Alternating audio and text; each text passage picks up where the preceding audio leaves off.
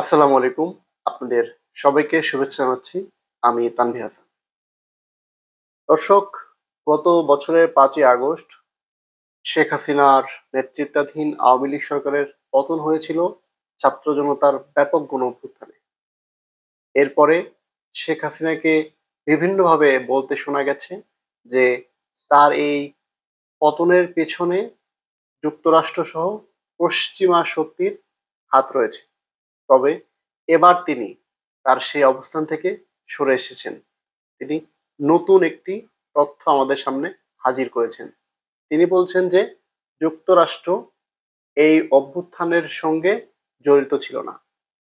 দর্শক, আপনারা জানেন সম্প্রতি শেখ হাসিনার, বাংলাদেশের ক্ষমতাচ্যুত সাবেক প্রধানমন্ত্রী, তার সাক্ষাৎকার বিভিন্ন আন্তর্জাতিক গণমাধ্যমে প্রকাশিত হচ্ছে। এর মধ্যে রয়েছে রয়টার্স, এএফপি, ইন্ডিপেন্ডেন্ট সহ বেশ কিছু সুনামধন্য গণমাধ্যম। গত কয়েকদিন আগে বিবিসিও তার একটি সাক্ষাৎকার করেছিল।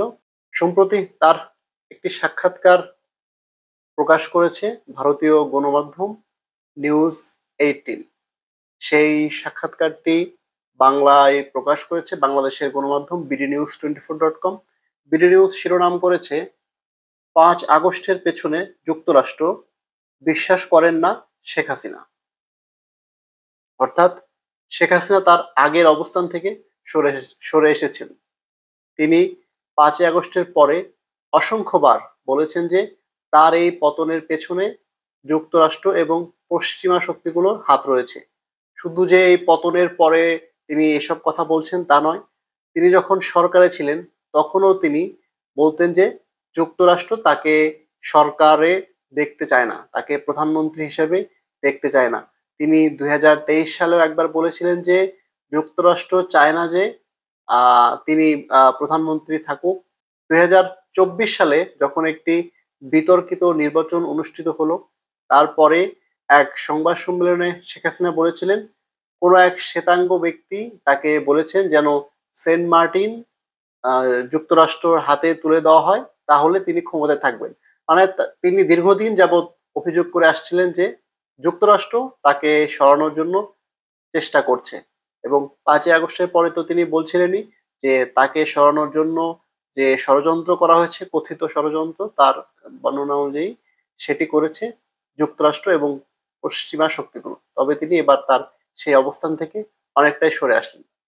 বিডি নিউজ বলছে, আওয়ামী লীগের নেতৃত্বাধীন সরকারের পতনের পেছনে যুক্তরাষ্ট্র কিংবা অন্য কোনো বিদেশি শক্তি সক্রিয়ভাবে সম্পৃক্ত ছিল বলে বিশ্বাস করেন না সাবেক প্রধানমন্ত্রী শেখ হাসিনা। তবে অর্থনীতিবিদ হিসাবে অধ্যাপক ডক্টর মোহাম্মদ ইউনুস প্রভাবশালী পশ্চিমা সমর্থকদের একটি বলয় তৈরি করতে পেরেছিলেন বলে মনে করেন তিনি।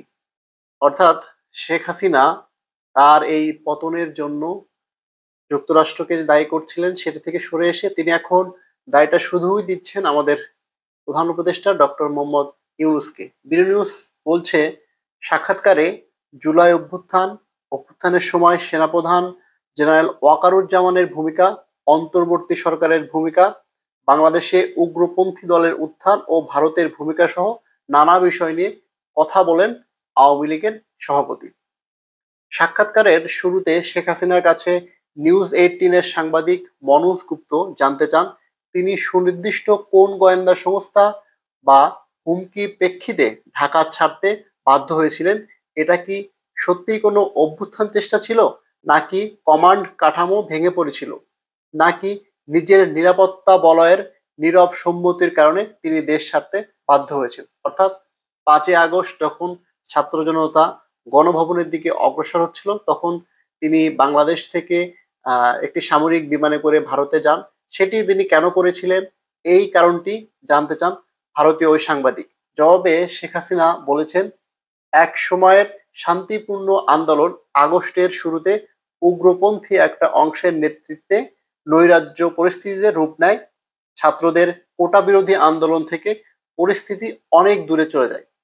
এটা ঠিক যে ষড়যন্ত্রে পুরো চিত্রটা অনেক পরে গিয়ে স্পষ্ট হয় যখন ইউনুস সহিংস আন্দোলনকারীদের দায় মুক্তি দেন এবং আমাদের সময়কার তদন্ত কার্যক্রম বিলুপ্ত করেন। তখন স্পষ্ট হয়ে ওঠে যে সরকার উৎখাত করার জন্য একটি ছক কষা হয়েছিল।